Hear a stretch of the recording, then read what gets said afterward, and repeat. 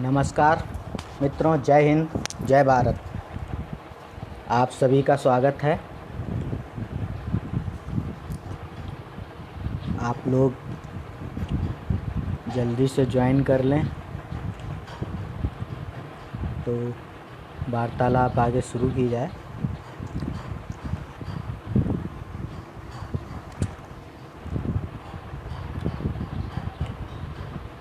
आभार।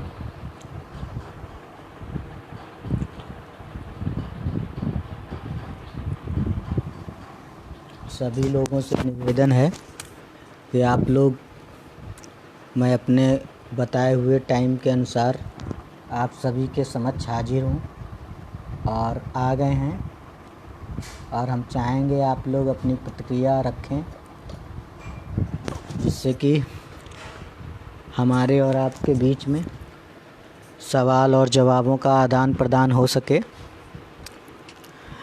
उम्मीद है कि आप सभी भाई लोग सकुशल होंगे, अच्छे होंगे, परिवार में सभी लोग अच्छे से होंगे। कोरोना जैसी महामारी में आप सभी सुरक्षित होंगे, ऐसी हमें आशा ही नहीं, पूरा विश्वास है।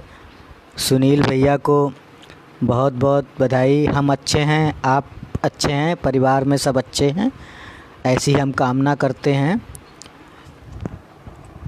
महेश चंद्र पाल जी, आपको भी बहुत बहुत बधाई। आप भी आशा करता हूँ सकुशल होंगे, घर में सब परिवार में अच्छे होंगे। साथियों, अभी तक के जो कोरोना की महामारी थी, उस कोरोना की महामारी में हम लोग बहुत ही अच्छे स्तर पर हैं, और अभी तक हम लोगों ने जो प्रतिशत था, बड़े भैया अनिल कुमार जी का स्वागत है, अमर बहादुर पाल जी का भी स्वागत है, आप सभी भाइयों का हृदय से स्वागत है।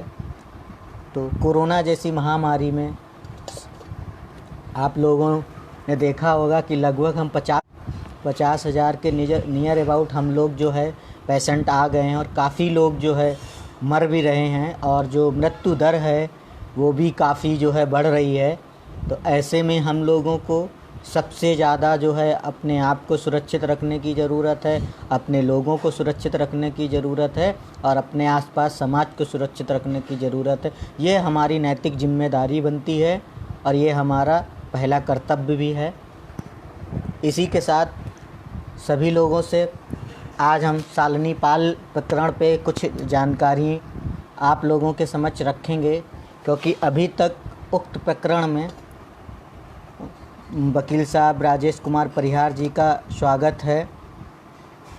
अमर बहादुर जी, आप किसी भी विषय पे कोई भी प्रश्न पूछ सकते हैं, और कोशिश करूंगा कि हम अपने जवाब से आपको संतुष्ट कर सकें। तो पहले तो हम शालिनी पाल के प्रकरण में कुछ चीज़ें रख दूं। जैसा कि शालिनी पाल के प्रकरण में हुआ कुछ, क्योंकि जो प्रतापगढ़ ज़िला है वो एक सामंतवादी ज़िला है, ये किसी से भी अछूता नहीं है।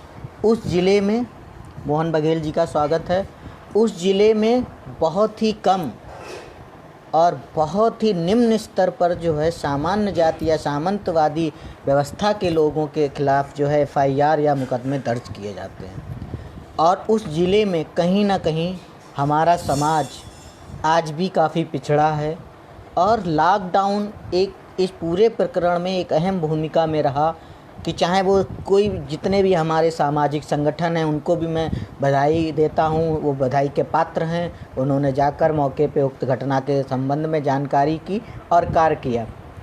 लेकिन सवाल यहाँ पे ये है कि कैसे एक FIR, जो नाम दर्ज FIR होती है, उसको बदल के पीड़ित ही परिवार के ऊपर FIR, मतलब उस केस को मूव कर दिया जाता है। उसके पीछे के कारण बताते हैं। कारण ये है क्योंकि इसमें बाहुबली लोग और सत्ता में से संरक्षण प्राप्त लोग, सत्ता में बैठे हुए लोगों का योगदान, और प्लस कुछ ऐसे लोग, अपने लोग सामने आए हैं जिनकी वजह से इस केस में, पूरे प्रकरण में पीड़ित परिवार ही दोषी हुआ।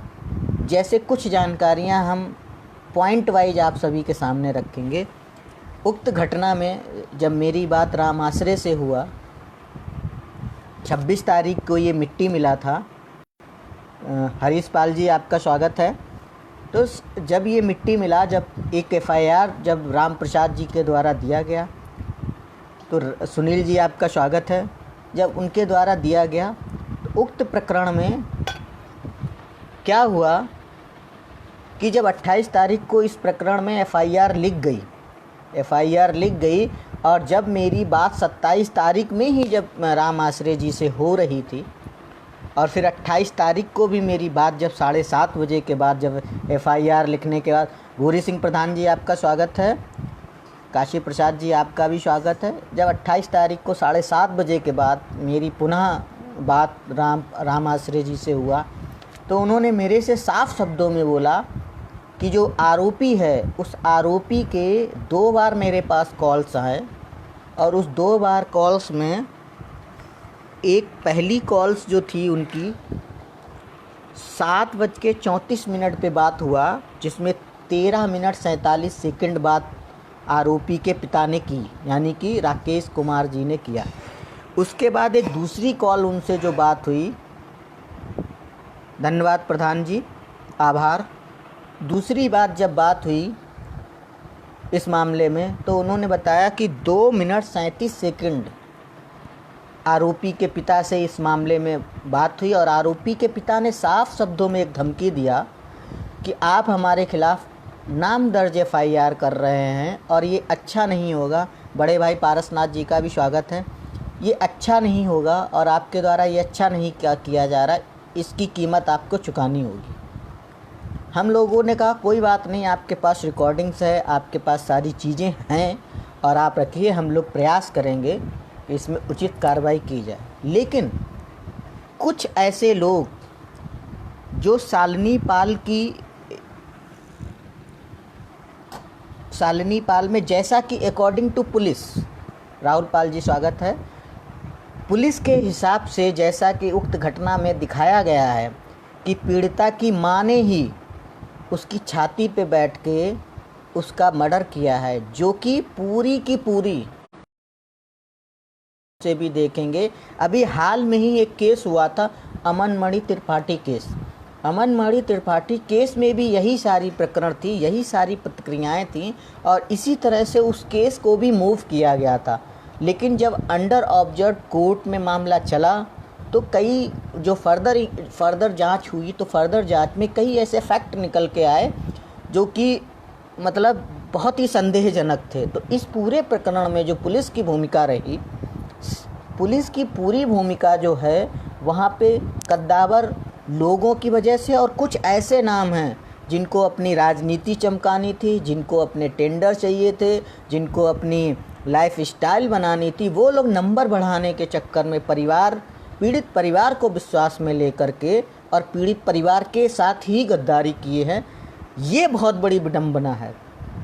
ऐसी घटनाओं में और ऐसे केसेस में विदाउट किसी क्रिमिनल लॉयर के सुझाव के बिना नहीं जाना चाहिए, क्योंकि एक एक शब्द क्राइम की हिस्ट्री में बहुत अहम होता है, बहुत महत्वपूर्ण होता है, और एक शब्द पे पूरी ही घटनाक्रम चेंज होता है।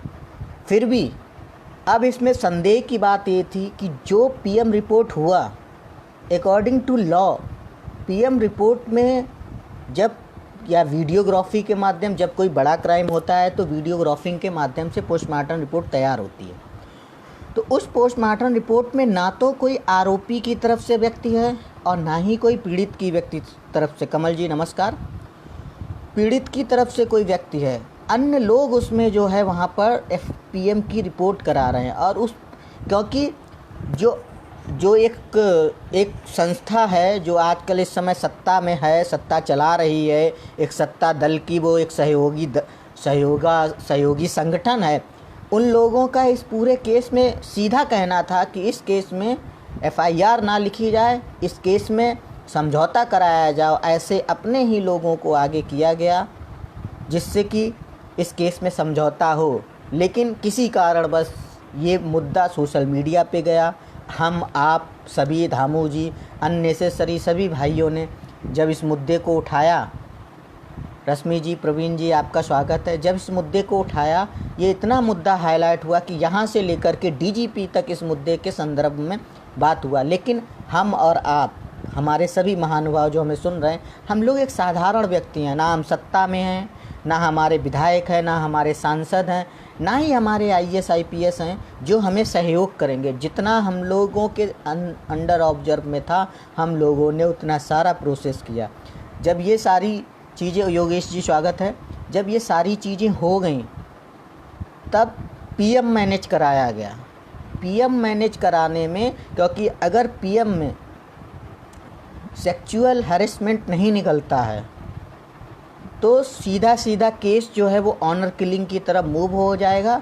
ये सारे जो एक तरह के लोग हैं, जो थॉटिंग वाले लोग हैं, उनको ये पूरा पता था कि यदि इस केस में पीएम हम अगर मैनेज करा लेते हैं, पोस्टमार्टम रिपोर्ट हम मैनेज करा, दीपक जी स्वागत है, मैनेज करा लेते हैं तो इस पूरे केस को हम बदल देंगे। और वही हुआ। पीएम को मैनेज कराने के बाद, क्योंकि जब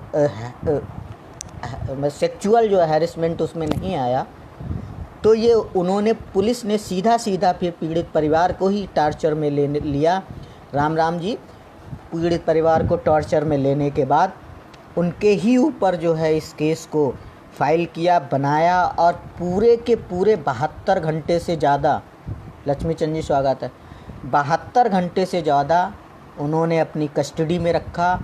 और उसके बाद उनको इतना प्रताड़ित किया गया, जब क्योंकि ये साधारण लोग हैं, आम लोग हैं, गरीब लोग हैं, इन्होंने कभी ये सब देखा नहीं है। एक गरीब परिवार है, अपना रोजी रोटी चला रहा है किसी तरीके से गांव में। और हमारे लोगों में, सतीश जी स्वागत है आपका, हमारे लोग, सभी लोग चाय भी पी लीजिए। हमारे लोगों में अभी इतना नहीं है कि ना वो इतना पढ़े लिखे हैं, ना ही वो।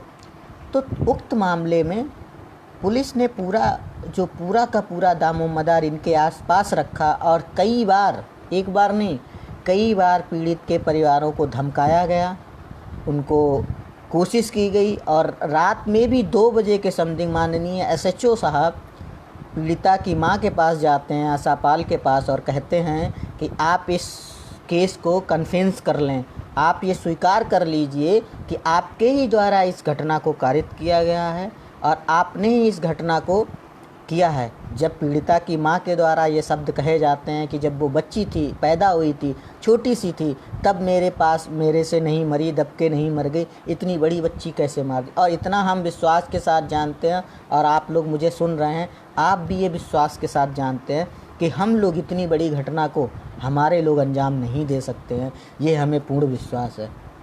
और ये कोई एक मामला नहीं है, ऐसे कई मामले आए हैं जिसमें हमारे लोगों के साथ दुर्व्यवहार हुआ है, पार्शलिटी हुई है, और कई तरीके से हमारा शोषण हुआ है। इसमें अब कई ऐसे फैक्ट हैं, कई ऐसी चीज़ें हैं, कई ऐसे इशूज़ हैं जिस पे हम लोग मंथन कर रहे हैं। लीगल एडवाइज़र से बात चल रही है, और जो मेडिकल से रिलेटेड लोग हैं उनसे बात चल रही है हमारी इसी मुद्दे में। और जो हमारे पुलिस से भी जो संबंध रखते हैं, राम बघेल जी स्वागत, पुलिस से भी जो लोग संबंध रखते हैं, उनसे भी हमारी इस पूरे मुद्दे में वार्तालाप हो रही है, चल रही है। और हम देखिए, अब उस परिवार का तो नुकसान तो हो ही गया है, और ये एक हीनियस क्राइम है। और बशर्ते बस इतना है कि यदि हम लोग इसमें जो हमारे हाथ में जो फैक्ट हैं, और जो हमने लोगों ने जो जांच पड़ताल किया है, उसके आधार पे सतीश जी, हम लोग उसी पे लगे हैं, और पूरा प्रयास है हमारा उनको न्याय दिलाने का। जो उसमें फैक्ट हैं, उन फैक्ट को ला कर के हम लोग इसकी कानूनी कार्रवाई स्थानीय स्तर पे से लेकर के हाई कोर्ट तक इस लड़ाई को पूरा लड़ेंगे। इसमें किसी भी प्रकार की कोई कोताही नहीं बरती जाएगी, और अच्छे से अच्छे अधिवक्ता इसमें लगाया जाएगा। और इस केस में हम ये नहीं कह रहे हैं कि हमें अभी जीत मिल जाएगी, लेकिन हम ये ज़रूर कह रहे हैं कि आने वाले समय में, विपिन भाई, बड़े भाई, आपका स्वागत है जी, राजू भाई, अगले कदम की यहाँ पे सोशल मीडिया पे हम नहीं आपको जानकारी दे सकते हैं, क्योंकि ये एक पब्लिक प्लेस है और यहाँ पे जाने के बाद ये वीडियो मेरा वायरल भी होगा, जिसको राजू भाई बता दूँ कि हम ही नहीं और विपक्ष भी देखेगा। जैसे कि आपने देखा था, एक न्यूज़ आई थी, ये आई थी जब शायद 30 या मे भी 1 तारीख में, कि पुलिस ने जो है पुलिस मतलब ऑनर किलिंग निकला है, अमर उजाला की कटिंग था, और पीड़िता की मां जो है फरार है, पुलिस दबिश दे रही, जबकि ऐसा कुछ भी नहीं था। पीड़िता की मां घर पे थी, पुलिस भी कई बार गई, सिर्फ ये पैड न्यूज़ थी, एक सामंतवादी सोच वालों की एक पैड न्यूज़ थी, और उन्होंने इन लोगों को अघोषित दोषी साबित किया था, जिसको उन लोगों ने कम, हम लोगों ने ज़्यादा अघोषित दोषी साबित कर दिया उस कटिंग को वायरल करके। उस कटिंग को सबसे ज़्यादा हमारे लोगों ने वायरल किया, और वो लोग बाहर नहीं, वो लोग इंटरनल काम करते रहे और अपने लोगों को वो छुड़ा ले गए। ये उनकी चाल है और हमें इस चाल को समझना होगा। और ये ऐसा ही नहीं, ऐसे सारे प्रकरण में, अभी कल की ही घटना है आगरा में, जहाँ पे पूरा हमारा गढ़ बोला जाता है, एक हमारा किला बोला जाता है।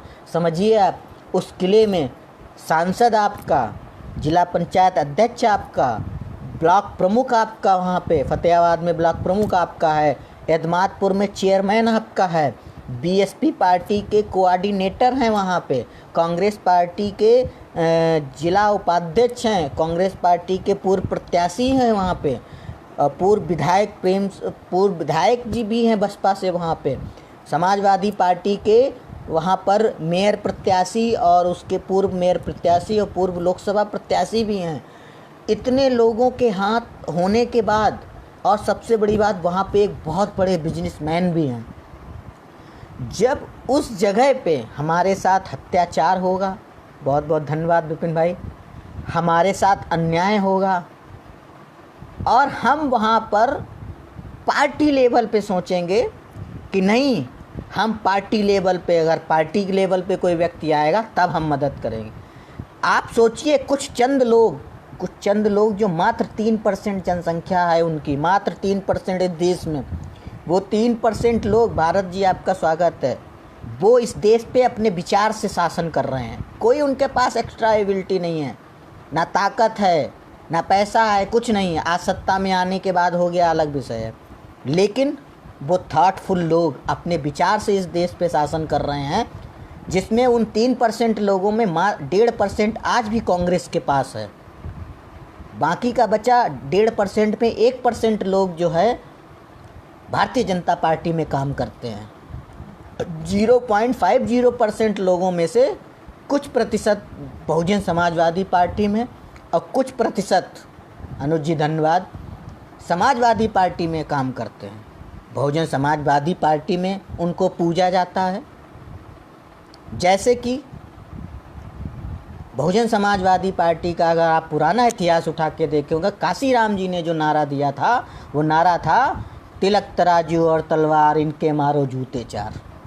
लेकिन इन थॉटफुल लोगों ने, जो विचार करने वाले लोग हैं, उन्होंने कोई लड़ाई नहीं लड़ी, उन्होंने अपने विचार से लड़ा। और विचार से लड़के उन्होंने उस नारे को कैसे कन्वर्ट किया? उन्होंने उस नारे को कन्वर्ट किया कि हाथी नहीं गणेश है, ब्रह्मा विष्णु महेश है।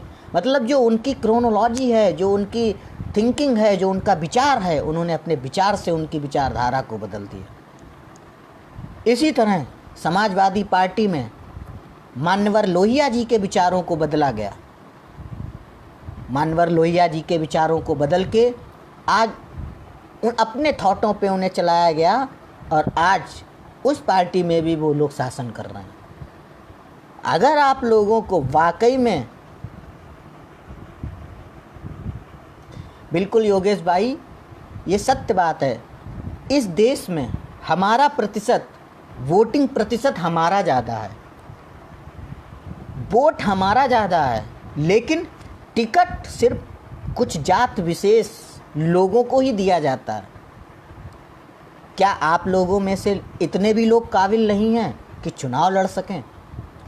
ये पार्टियां जब आती हैं तो आपको धर्म के नाम पे, जाति के नाम पे, संप्रदाय के नाम पे, हिंदू मुस्लिम के नाम पे लड़ाएंगी। लेकिन जब चुनाव निकल जाएगा तब आपसे कहा जाएगा आप कौन हो। जब आप अपना कोई समस्या लेकर जाएंगे, आप अपनी बात लेकर के जाएंगे और आप उस समय इनके लिए जिंदाबाद मुर्दाबाद करेंगे, आप इनके लिए जान देने के लिए तैयार होंगे। लेकिन मान्यवर, चुनाव के बाद जब आप इन लोगों के पास जाएंगे तो पता क्या कहेंगे, अच्छा तुम काची समाज से हो ना, अच्छा बैठो बैठो देखेंगे, अच्छा तुम गडरिया हो, अच्छा। तब तुम्हारे लिए, तब आप हिंदू नहीं रहते हैं, तब आप अहिर, गडरिया, कुर्मी, काची, धोबी, धानुक, पासी, चमार बन जाते हैं। लेकिन चुनाव से पहले आप हिंदू होते हैं, आप हिंदू होते हैं। मान्यवर, मैं ये नहीं, मेरे पास कोई ऑन रिकॉर्ड नहीं है, लेकिन एक सामाजिक न्याय अधिकारिता मंत्रालय की जो किताब है एक मेरे पास, उसके आधार पे अनुज जी हमारा 4 पॉइंट कुछ % जो 2011 में 2011 में जो जनगणना हुई थी उसके आधार पे हमारी जनसंख्या है उत्तर प्रदेश में। बाकी सोशल मीडिया पे जो आता रहा है अथक प्रयास से कि हमारे इतने 2 करोड़ लोग हम लोग हैं उत्तर प्रदेश में, बाकी देश में 18 करोड़ बताया जाता है, ऐसा सोशल मीडिया पे आया। इसके लिए मैं कोई साक्ष्य नहीं देना चाहता हूँ, ये सोशल मीडिया पे आता। तो 2 करोड़ लोग हैं और ऐसी कोई विधानसभा नहीं है। अब सोचिए, हर राजनीतिक दल, मैं व्यक्तिगत किसी एक की बात नहीं कर रहा हूँ, चाहे वो कोई भी व्यक्ति हो, हर राजनीतिक दल आपको वोट के रूप में इस्तेमाल करना चाहता है। हर राजनीतिक दल आपको सिर्फ इस्तेमाल करना चाहता है, लेकिन आपको बढ़ते नहीं देखना चाहता,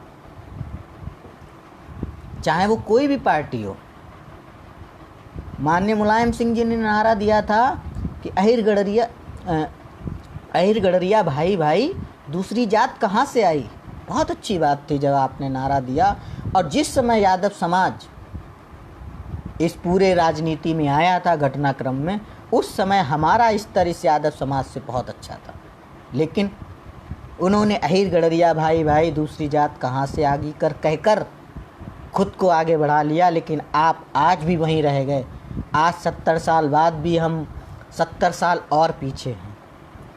इसके कई लोग जिम्मेदार हैं, राजनीतिक दल जिम्मेदार हैं, सामाजिक लोग जिम्मेदार हैं, कुछ राजनीतिक नीति करने वाले लोग जिम्मेदार हैं।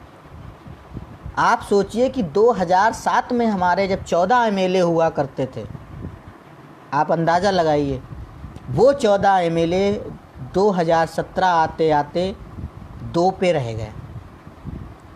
मतलब 10 साल में किसी भी समाज का, किसी भी जाति का, किसी भी धर्म का ग्राफ बढ़ता है, लेकिन हमारे धर्म का, हमारी जाति का जो ग्राफ है हमेशा नीचे की तरफ बढ़ा। क्यों? आखिर आज तक इस पे किसी ने बात क्यों नहीं की? लोग क्यों नहीं इस पे बात करना चाहते? हमारा ये सवाल क्यों नहीं करना चाहते? क्योंकि आपको फिर नए नए सपने दिखाए गए। नए नए सपने कैसे? IAS, IPS, डॉक्टर, इंजीनियर, कई तरीके के मूवमेंट्स चले, कई तरीके से समाज को बांटने का प्रयास किया गया। जब हम गडरिया थे तब हम 14 MLA हुआ करते थे। लेकिन आज हम पाल हैं, बघेल हैं, धनगर हैं, नीखर हैं, ढेंगर हैं, होलकर हैं, सेफर्ड हैं, इटेक्सरा। हीरा जी आपका स्वागत है। जब आज हम भिन्न भिन्न में बटे हैं, तब हम सिर्फ 2 MLA पे हैं। हमारा एक सांसद है, वो भी ऐसा सांसद जिसके गले में पट्टा पड़ा है। वो तभी भौंकेगा जब उसके मालिक कहेंगे। आपको कोई मार जाए, आपको कोई पीट जाए, ये लोग नहीं आएंगे। इनके गले में इनकी पार्टी का पट्टा पड़ा है, वहाँ से रिमोट चलेगा, वॉल्यूम बढ़ाया जाएगा, घटाया जाएगा, तभी ये बोलेंगे। उससे पहले ये लोग नहीं बोलेंगे। आपके साथ आप स्वयं जिम्मेदार। और सबसे गलती इन नेताओं की भी नहीं है, गलती हमारी आपकी भी है। गलती ये है कि जितनी दमदारी से हम इन लोगों को चुनाव लड़ाते हैं, जितनी दमदारी से हम इन लोगों को जिताने के लिए प्रयास करते हैं, जितनी दमदारी से हम सोशल मीडिया पे इनका प्रचार करते हैं, जब समाज के साथ गलत होता है तो उतनी ही दमदारी से हम इनसे सवाल क्यों नहीं पूछते। कल के प्रकरण में पार्षद संजय बघेल के ऊपर, बघेल ने जो आत्महत्या का प्रयास किया, जो एक दरोगा जा कर के, जिसकी कोई औकात नहीं है, वो जा कर के एक कॉलोनी में जा कर के माँ बहन की गाली देती है, ऐसे शब्दों से संबोधित करता है जिसे जैसे शब्द मैं आप यहाँ पे इस्तेमाल नहीं कर सकता। उसमें जा कर के जब माननीय सांसद जी चुनाव लड़ रहे थे, आगरा में किसी ने ये नहीं देखा कि आप किस पार्टी से हैं, वहाँ पे सिर्फ ये देखा गया कि आप समाज से हैं, चाहे वो सपा वाला हो, चाहे बसपा वाला हो, चाहे किसी भी पार्टी का व्यक्ति हो, लेकिन उसने माननीय सांसद जी को वोट दिया और जिताया। तो क्या माननीय सांसद जी का ये नैतिक जिम्मेदारी नहीं बनती है, विनय जी नमस्कार, कि दुख की घड़ी में राजनीति से उठकर, क्योंकि बात संजय बघेल की नहीं थी, बात थी पूरी बघेल कॉलोनी की, बात थी पूरी बघेल कॉलोनी की। तो उस कॉलोनी में सभी ने वोट दिया ना। आप संजय बघेल की मदद मत करते, लेकिन उस कॉलोनी में जाकर के कम से कम सच्चाई को जानने की कोशिश तो करते, लोगों से जाकर के पूछते कि राम राम मुन्ना पाल जी, कम से कम लोगों से जाकर के ये पूछते कि वास्तविक सच्चाई क्या है। अगर संजय बघेल जी गलत थे तो संजय बघेल जी के साथ जो कानूनी कार्रवाई थी होनी चाहिए, और यदि वो दरोगा गलत था और यस उस दरोगे ने बदतमीजी की थी तो उस दरोगा के साथ जो है कार्रवाई होनी चाहिए। मेरा ये मानना है। हम सभी को, हम चाहे किसी संस्था में काम कर रहे हों, हम चाहे किसी पार्टी में काम कर रहे हों, हम कहीं भी काम कर रहे हों, लेकिन जब समाज पे बात आए, कमल जी आप ये बात कह रहे हैं, हम आपकी इस बात का स्वागत करते हैं, लेकिन ऐसा नहीं होगा। जब बात समाज पे आए, जब बात अत्याचार की आए, जब बात शोषण की आए, तो राजनीति से ऊपर उठ कर के एक साथ जो है चलना चाहिए। लोग, कई विचारधाराएं हमारे समाज में चल रही हैं। बहुत लोग हमसे कहते हैं, जैसे कि ब्राह्मणवाद के ऊपर विचारधारा चल रही है, पाखंडवाद के ऊपर विचारधारा चल रही है, सनातन धर्म की विचारधारा चल रही है, शेफर्ड कम्युनिटी की विचारधारा चल रही है, धनगर मुद्दे की विचारधारा चल रही है, कई विचारधाराएं, हमारे अहिल्याबाई होलकर की विचारधारा चल रही है, पेरियार की विचारधारा चल रही है। मेरा सवाल ये है कि आप अलग अलग सोचो, उस फॉरवर्ड कम्युनिटी के थॉट के बारे में सोचो। उन्होंने इन सभी जो थॉट है उसका एक थॉट क्या, हिंदू, उन्होंने उस हिंदू थॉट को अपनाया और तुम पे शासन कर रहे। लेकिन तुम लोग जो लोग इन सब बात को, कुछ लोग कहते हैं अम्बेडकरवाद, तो मान्यवर मैं आप सबको बता दूं, जीतू भाई आपका स्वागत है, एक चीज़ बता दूं, आपको अगर शासन करना है, आपको सत्ता पे जाना है और उस पर आपको कब्जा करना है, तो बुझे हुए दीपक नहीं जलाते, उस समय नई रोशनी का शुरुआत करते हैं, नए तरीके से शुरुआत करते हैं। अब आप कहोगे कि काशीराम की योजना या अंबेडकर जी की विचारधारा पे चल के आप सत्ता हासिल कर लें, कभी नहीं कर सकते। मानवर, हमारी कास्ट, हम सर्वप्रथम हिंदुस्तानी हैं वीरूपाल जी, उसके बाद बात करेंगे। तो उस विचारधारा पे काशीराम जी चल के मायावती कई बार मुख्यमंत्री बन गई। आप करोगे कि लोहियाबाद की समाजवाद की विचारधारा लेकर के चलोगे, तो समाजवाद की विचारधारा से माननीय मुलायम सिंह और अखिलेश यादव मुख्यमंत्री बन गए। स्वतंत्रता संग्राम की विचारधारा को लेकर के कांग्रेस ने इस देश पे 50-60 साल शासन किया। हिंदुत्व की विचारधारा पे भारतीय जनता पार्टी इस देश पे आज शासन कर रही है। और किसानों की विचारधारा पे चौधरी चरण सिंह आए। तो अब भ्रष्टाचार की विचारधारा पे केजरीवाल जी आए, उन्होंने सत्ता में आए। अब आपके पास नया क्या है जिससे आप इस देश पे कब्जा कर सकें? रामचंद्र जी, जो आप कहना चाहते हैं अपना सवाल रखिए, कोशिश करूँगा कि आपको सही जवाब दूँ। मुन्ना लाल जी बिल्कुल सही कह रहे हैं, हमको एक साथ होने की ज़रूरत है।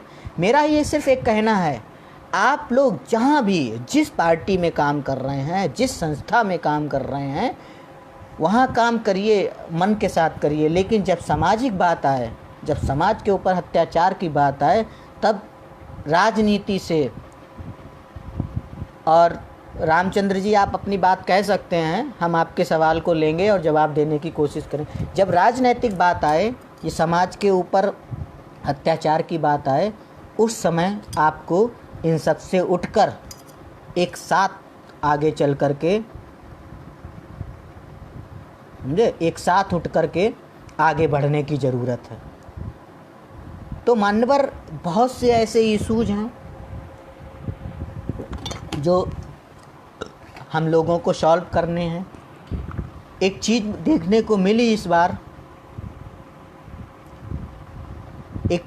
ये चीज़ देखने को मिली कि शालिनी पाल के प्रकरण में सभी लोगों ने, पूरे समाज ने, कहीं भी जो वो व्यक्ति हो, उसने एक साथ आकर के इसमें काम किया।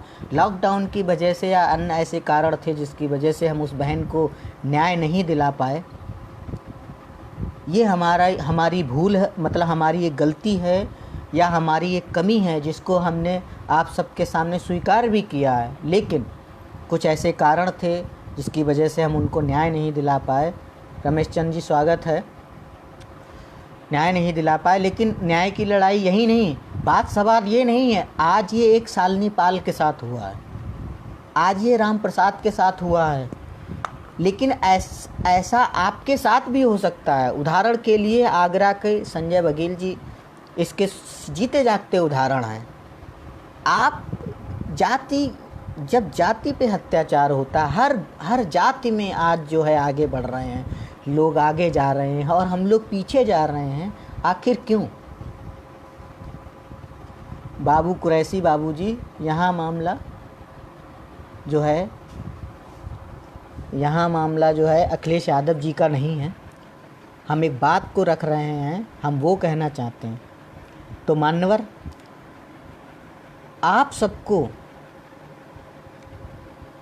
अब ये सोचना होगा, आप सबको ये फ़ैसला लेना होगा, जो हमारी यूथ जनरेशन है, जो यूथ की जो जनरेशन है, न्यू जनरेशन है। राम राम भाई, सुनील भाई, राम राम। कोई विचार चाहो तो आप रख सकते हो, उसका जवाब देने की कोशिश करूँ। यूथ जनरेशन ने बहुत बड़ा बदलाव किया है। आज एक घटना होती है, उसकी बात दूर दूर तक जाती है। एक सामंतवादी व्यवस्था इस पूरे देश में है। वो सामंतवादी व्यवस्था कभी भी आपके मुद्दों को नहीं उठाती। यदि उनके यहाँ कोई घटना होगी तो पूरे उनके जाति के टाइटल के साथ आएगी, लेकिन अन्य समाज में अगर कोई घटना होगी तो उनके टाइटल को हटा के घटना दिखाई जाती है, जिससे आपको ये ना पता चल पाए कि आखिर ये घटना जो है किस जाति में हुई है। जो लोग हमसे ये कहते हैं कि आप मुन्ना पाल जी, राजनीति में तो हम आए हैं, राजनीति में हम पीछे कहाँ चले गए, राजनीति में हम आए हैं, लेकिन राजनीति में आना और राजनीति करना, दोनों बातों में बहुत फ़र्क है। राजनीति में आना, माननीय सतीश पाल जी ने न्याय दिलाने के लिए क्या काम कर दिया वहाँ पर, आप बताइए ना। माननीय सतीश पाल जी ने प्रदेश अध्यक्ष को फ़ोन किया, माननीय सतीश पाल जी ने ब्रजेश पाठक जी को फ़ोन किया, कानून मंत्री माननीय सतीश पाल जी ने मोती सिंह जी को फ़ोन किया, माननीय सतीश पाल जी ने एसपी को फ़ोन किया, माननीय सतीश पाल जी ने एसएचओ को फ़ोन किया, माननीय सतीश पाल जी ने डीजीपी से बात किया। मेरे मान्यवर, मेरे युवा साथियों, मैं एक चीज़ आपसे कह देना चाहता हूँ, जिस दिन आप इन नेताओं को छोड़ दोगे इनका साथ देना और खुद आगे आओगे ना अपने अधिकारों और अपनी रक्षा के लिए, उस दिन ये नेता आपसे है, आप नेता से नहीं हो। नेता को आपकी ज़रूरत है, आपको उसकी नहीं है। वो सिर्फ आपके पास एक बार आता है और चला जाता है, फिर वो आपको 5 साल तक दौड़ाता है। तो नेताओं के पीछे भागना बंद करो, समाज के पीछे भागना शुरू करो, एक दूसरे के सहयोग के साथी बनो, दुख की घड़ी में एक साथ आके काम करो। ये जितने भी लोग हैं, हर व्यक्ति जो है अपने ही समाज के व्यक्ति के पैर पे पैर रख के कुल्हाड़ी मार रहा है, काम कर रहा है। कब तक ऐसा चलेगा? क्या आपके अंदर सामाजिक बिल्कुल मर गई है? बिल्कुल बघेल साहब, बिल्कुल इस पे हम सवाल करेंगे कि कैसे हम लोग एक होंगे। मानवर एक चीज़ बताना चाहूँगा सुनील भाई साहब, कि हम लोग तो एक हैं और हम लोग एक होते भी हैं। जैसे कि जब कोई हीनियस क्राइम आते हैं, कोई बड़े मुद्दे होते हैं, जैसे कि कल संजय बघेल का मुद्दा है, पूरे समाज ने इस मुद्दे को उठाया। कुछ चंद लोगों ने नहीं उठाया होगा जो व्यक्तिगत सपोर्टर होंगे, लेकिन पूरे समाज ने इस मुद्दे को उठाया। पूरे सालनी पाल के पूरे मुद्दे को समाज ने उठाया। सवाल ये है कि हमारे समाज को ये लोग नहीं एक होने दे रहे हैं, जो तथाकथित लोग हैं ये नहीं एक होने दे रहे हैं, ये आपको बांटने का प्रयास कर रहे हैं। कोई धनगर के नाम पे, कोई बघेल के नाम पे, कोई पाल के नाम पे, कोई गडरिया के नाम पे, कोई नीखर के नाम पे, कोई ढेंगर के नाम पे। लेकिन मेरा ये कहना है, आप बटे रहो। फॉरवर्ड कम्युनिटी बटी है वो हर अलग अलग उसमें, लेकिन जब उनके हितों की बात आती है तो वो एक स्वर में खड़े होते हैं। आप आरक्षण पे उन लोगों के हमेशा स्टेटमेंट आते रहते हैं, हमेशा कहीं अम्बेडकर जी की मूर्ति तोड़ते हैं, कभी संविधान की कॉपी जलाते हैं, कभी अननेसेसरी चीज़ें करते हैं क्या। लेकिन आपको पता है इस देश में एक अघोषित आरक्षण चल रहा है जिसके बारे में आज तक आप लोगों को पता नहीं होगा। पिछले साल 9 जॉइंट सेक्रेटरी बना दिए जाते हैं।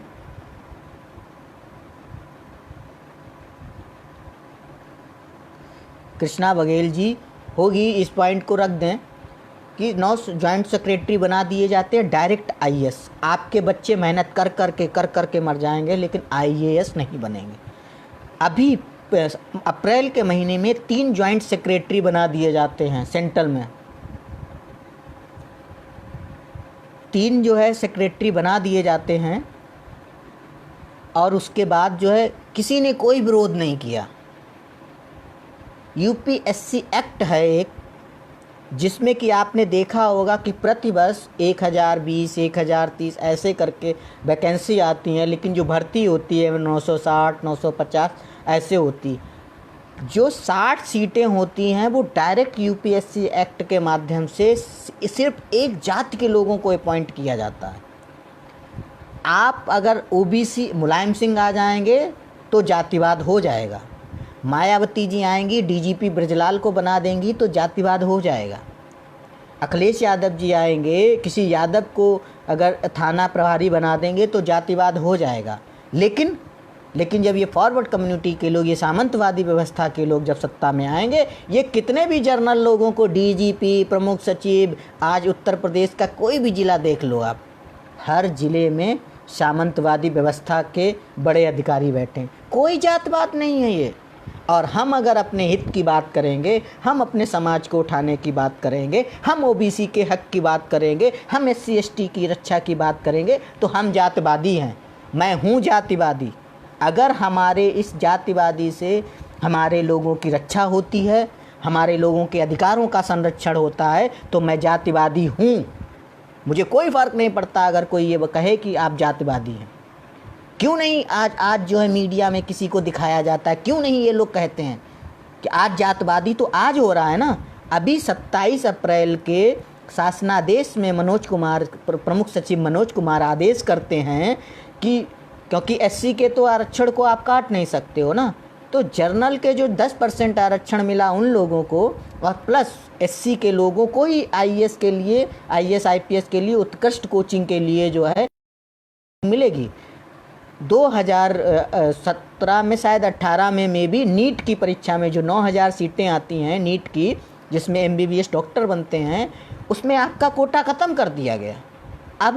अब आप उसमें आप अपने बच्चे को कभी एमबीबीएस नहीं बना सकते, ना ही आप कभी 1 करोड़ रुपए इकट्ठा कर पाओगे, ना आप अपने बच्चे को डॉक्टर बना पाओगे। ये एक बड़े प्लानिंग के साथ चल रही है। और मीडिया आपकी बात नहीं, इसके पोषक हम लोग हैं, क्योंकि हम चैनल कौन सा देखेंगे, जी न्यूज़, हम आज तक एबीवीपी, हमें बताइए ना, क्या शालिनी पाल की हत्या की सूचना किसी ने एबीवीपी, आज तक या जीटीवी पे देखी? नहीं देखी ना। तो इन सब चीज़ों के पोषक हम हैं, सोचना पड़ेगा। अब यहाँ पे आपको जाति में नहीं, हम पूरे समाज की बात कर रहे हैं। हम इस देश के, हमारा जो गडरिया समाज है वो इस देश को खंड खंड में विभाजित होने वाला देश को एक करने का सबसे पहला सम्राट जो है हमारा चंद्रगुप्त मौर्य पालक था।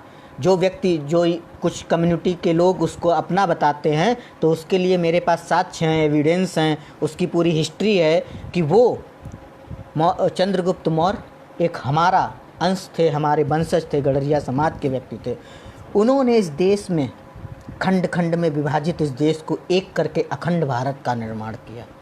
आज ज़रूरत है हमारे देश को, सबसे पहली ज़रूरत है हमारे समाज को, जो हमारा समाज जो ये खंड खंड में बटा हुआ है ना, पाल, बघेल, धनगर, होलकर, नीखर, ढेंगर वगैरह वगैरह, इसमें सबसे हटके सबसे पहले हमें समाज के साथ एकता लानी होगी। और उसके बाद हमारी कार्य योजना होनी चाहिए, हमारी एक योजना होनी चाहिए, हमारा चरणबद्ध तरीके से प्लान होना चाहिए।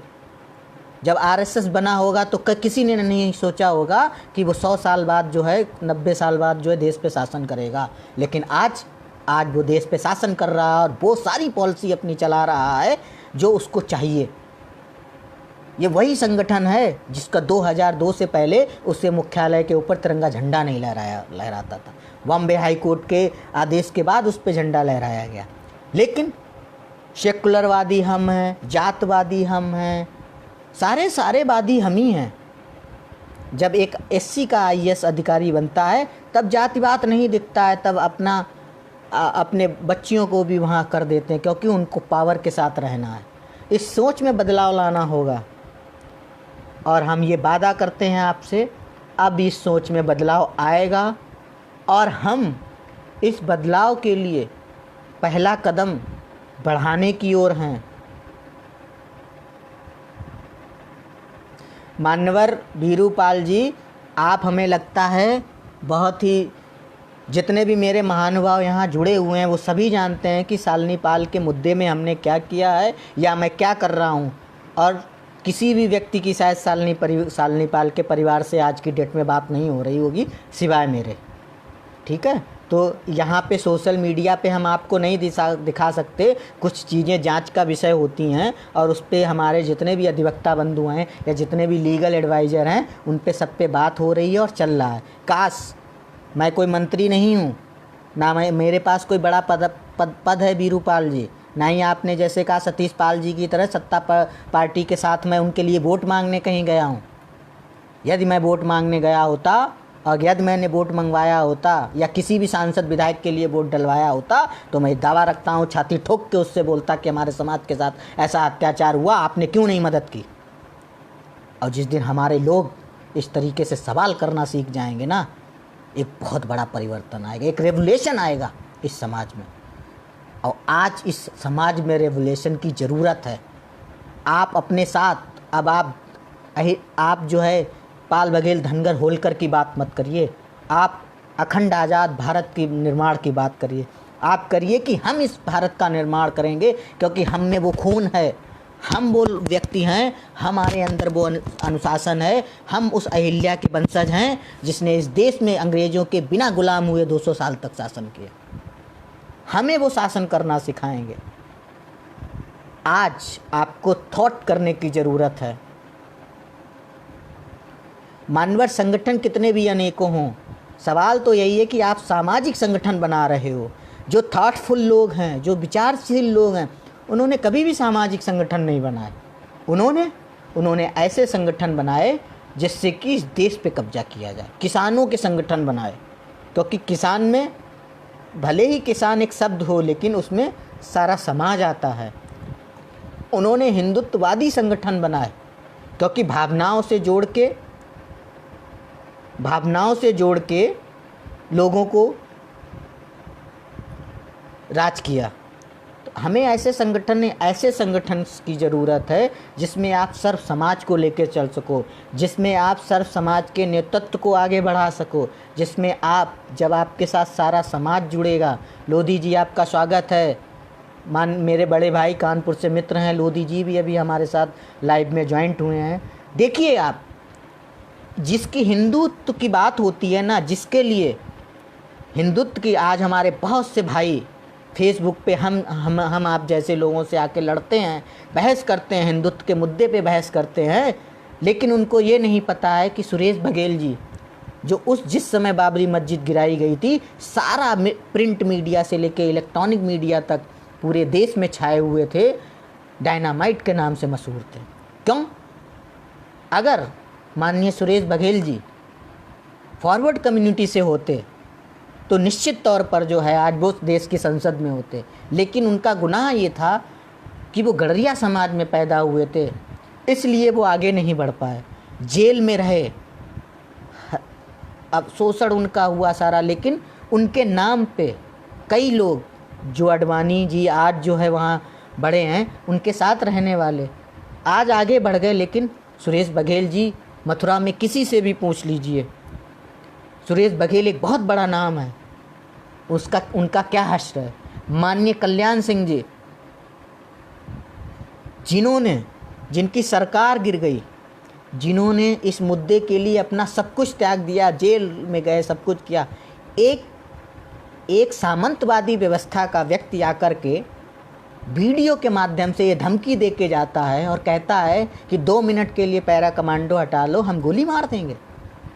क्या आप ओबीसी और एससी के लोगों का ज़मीर इतना गिर गया?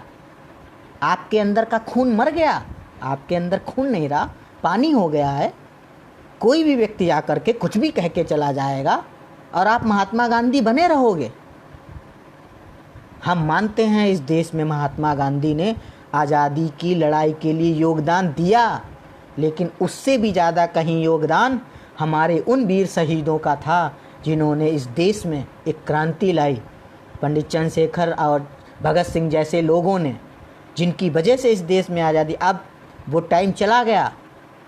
हम भगत सिंह को भी पूछते हैं और हम महात्मा गांधी को भी पूछते हैं। समय वो चला गया जब आपके ऊपर आकर के कोई आपके थप्पड़ मारे, आप दूसरा गाल कर दे। नहीं, आज का वो समय है कि यदि आपने आज किसी ने आपकी तरफ एक गाल पे थप्पड़ मारा और आपने दूसरा गाल कर दिया, उस पे भी मार के चला जाए। आज का समय ये है, यदि कोई आपके एक थप्पड़ मारता है तो उसका हाथ तोड़ देना चाहिए, जिससे वो दोबारा कभी जो है, धन्यवाद डायरेक्टर साहब, धर्मेंद्र भाई साहब, दोबारा कभी जो है किसी के ऊपर हाथ ना उठा पाए। ये सोच की ज़रूरत है आज। क्या आपको नहीं लगता है कि अब जो है नई थीम लिखनी चाहिए, नया विचार लिखना चाहिए, एक नया रास्ता चुनना चाहिए? आज ज़रूरत है हमारे समाज को। और यदि बड़े भाई प्रमोद पाल जी, स्वागत है आपका, अगर आज भी सब लोग, देखिए मैं सिर्फ इतना कहूँगा, शादी करना, बच्चे पैदा करना, उनको पढ़ाना लिखाना, उनकी शादी करना तक ही जीवन नहीं होता है। ये सब क्रियाएं जो है प्रकृति द्वारा जानवर भी करते हैं, उनमें और हमें कोई फर्क नहीं है, लेकिन कुछ लोग उसमें अच्छा करके चले जाते हैं, जिनकी तस्वीरें लगी रहती हैं, जो जिंदा रहते हैं, उनकी विचारधारा जिंदा रहती है। मैं बिल्कुल शून्य हूँ, मेरा कोई वजूद नहीं है, मैं आप सबके सामने कर रहा हूँ, मेरा कोई वजूद नहीं है, लेकिन मेरा एक वजूद है।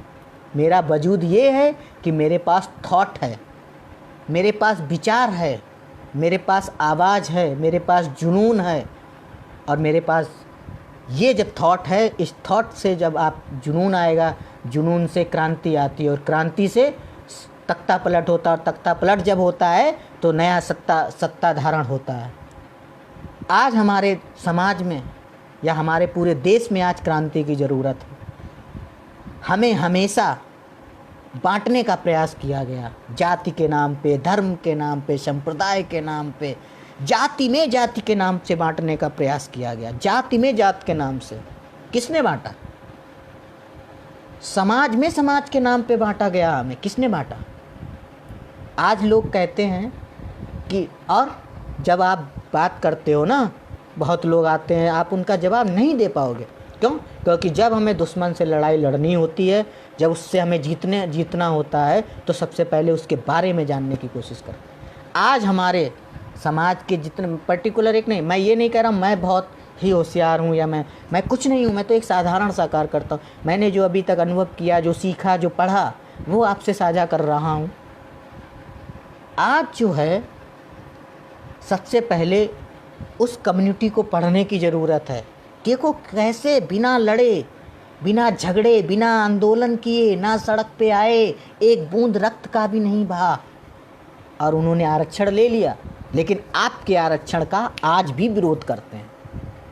सारे विरोध आपके आरक्षण के करते हैं, जबकि आज भी अघोषित आरक्षण बता दूं आपको, देश के 27 हाई कोर्टों में आज तक कोई भी ओबीसी एससी समाज का व्यक्ति जो है चीफ सीजीआई नहीं बना, हाई कोर्ट का जज नहीं बना, सुप्रीम कोर्ट का जज नहीं बना। ये वो परिवार हैं, 27 राज्यों के 27 परिवार हैं, जिनके परिवार से आज भी कोई ना कोई व्यक्ति उस हाई कोर्ट या सुप्रीम कोर्ट का जज बनता है। क्या ये आरक्षण नहीं है? ये भी आरक्षण है, ये अघोषित आरक्षण है। इस पे भी बात होनी चाहिए।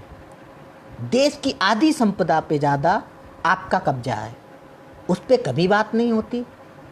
आज हमारा जो एक मेन व्यवसाय था पशुपालन का, भेड़ पालन का जो व्यवसाय था, आज देश में पुराना कोई भी रिकॉर्ड उठाकर देख लो, हर ग्राम पंचायत में चरवाहा की ज़मीन हुआ करती थी। आप देख लो पुराने जिसको भी ये रेवेन्यू से जुड़े लोग होंगे उनको पता होगी, खतौनी में होता है, खाद के गड्ढे होते हैं, चारागाह होता है। यहाँ तक कि जो संसद भवन भी बना है ना देश का, वो भी हमारी लोगों की ज़मीन पे बना हुआ है। इस चारागाह समाज की ज़मीन पे बना हुआ है। किसी ने आज तक आवाज़ उठाई इस पे? बहुत सारे ऐसे मुद्दे हैं जिस पे बदलाव लाने की ज़रूरत है। मैं किसी व्यक्ति विशेष की बात नहीं कर रहा हूँ, मैं किसी जात विशेष की बात नहीं कर रहा हूँ, मैं किसी पंथ विशेष की बात नहीं कर, मैं किसी धर्म विशेष की बात नहीं कर रहा हूँ। अगर मुझे शिक्षा का अधिकार किसने दिया? संविधान ने। जहाँ जितने भी लोग आज हमसे जुड़े हुए हैं, मैं सबसे कह दूँ, उनके दादाओं से पूछ लो कि वो कितने पढ़े लिखे थे। उस संविधान की देन है कि आज हम आपसे लाइव हैं, आपसे बात कर रहे हैं। नहीं, आज मैं भी किसी सामंतवादी व्यवस्था के या तो गोबर डाल रहा होता, चारा उठा रहा होता, उसके भैंस का दूध निकाल रहा होता। ये अधिकार मिला है मुझे इस संविधान की वजह से। आज हम धार्मिक पुस्तकें अपने बच्चों को पढ़ने को देते हैं, धार्मिक इतिहास पढ़ने को देते हैं, लेकिन आपने आज तक जो है संविधान की किताब दी अपने बच्चे को पढ़ने के लिए? सबसे पहला अधिकार मानवाधिकार होता है हमारा। जब आपका बच्चा छोटा होता है, क्या आपने बाल अधिकार के बारे में उसको आज तक बताया? नहीं बताया ना। क्या आपने अपनी महिलाओं को जो है ये बताया कि महिला अधिकार क्या होते हैं? इनको बताने की ज़रूरत है। और जिस दिन हमारे पूरे समाज में बिल्कुल लोधी जी साजिश नहीं चल रही है, पूरा का पूरा चल रहा है, पूरे का पूरा जो है लोगों के दिमाग को वॉश कर दिया गया है, बिल्कुल सर्फ एक्सल से एकदम साफ क्लीन वाइट कर दिया गया है। आपको इतना पागल कर दिया गया है। सोचो इस महामारी को भी, सोचो आप, इस महामारी कोरोना महामारी को भी जातिगत बना दिया गया। पहले जमातियों से जोड़ा गया और अब दारू के ठेके खोलकर गरीबों से जोड़ा जा रहा है। आप विदेशों से अमीर लोगों को हवाई जहाज़ से ला सकते हो, और गरीबों के लिए आपके पास ट्रेन भी नहीं है, बस भी नहीं है। और वो गरीब इतना स्वाभिमानी है कि अगर आप उसे बस की सुविधा जिस राज्य में वो फंसा हुआ है वहाँ देंगे तो वो शायद अपने पैसे से टिकट लेकर के घर तक आएगा। इस देश में हमेशा दो भारत बसते हैं। एक वो भारत जो हमारे रियल भारत से बहुत अलग है, जिसके लिए देश में नियम बनते हैं, कानून बनते हैं। अगर एक किसान 50,000 का कर्ज ले लेता है तो 50 नोटिस उसके घर पे आ जाते हैं। लेकिन एक कारपोरेट सेक्टर का सामंतवादी व्यक्ति 2000 करोड़ रुपए सरकार से ले लेता है और उसके 1500 करोड़ रुपए माफ़ कर दिए जाते हैं। एक और क्रोनोलॉजी देखिए इस देश में है। क्या बोला जाता है कि सिर्फ कुछ लोग देश में टैक्स देते हैं। सुई से लेकर के और हवाई जहाज के किराए तक हम लोग टैक्स देते हैं। किसान जो बीज लाता है उसका वो टैक्स देता है। हर एक चीज़ पे हम टैक्स देते हैं और हमसे ही सवाल किया जाता है।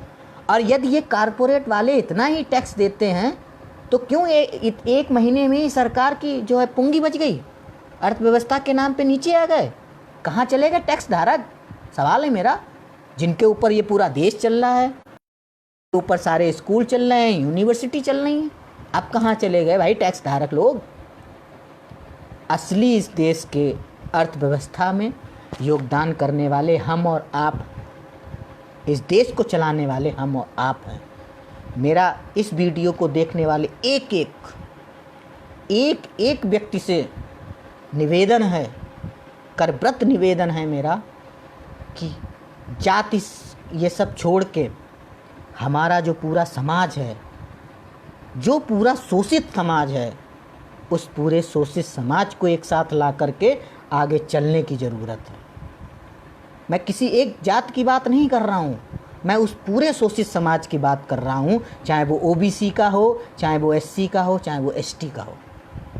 और जिस तरीके से वो एक वीडियो में सामंतवादी व्यवस्था वाला व्यक्ति ये कहता है कि जो है एक जाति के पास थॉट है, दूसरी जात के पास बाहुबल है, तीसरी जात के पास पैसा है, तो मैं उस व्यक्ति से कहना चाहता हूँ कि इस देश के पास जो ये ओबीसी एससी एसटी समाज है, इसके पास तुम्हारे खाने का अन्न मेरे पास है, तुम्हारे पीने का पानी मेरे पास है, तुम्हारे यहाँ झाड़ू लगाने का मेरे पास अधिकार है। और जिस दिन हम लोग ये बंद कर देंगे ना, तुम किसी लायक नहीं रहोगे। और जिस फैक्ट्री में तुम्हारे यहाँ काम होता है, जिसके बदले पे तुम पूंजीपति बने बैठे हो, उसमें हमारे खून और पसीने की मेहनत लगी हुई होती है। जिस दिन से हम ये काम करना बंद कर देंगे, तुम्हारे कारखाने बंद हो जाएंगे।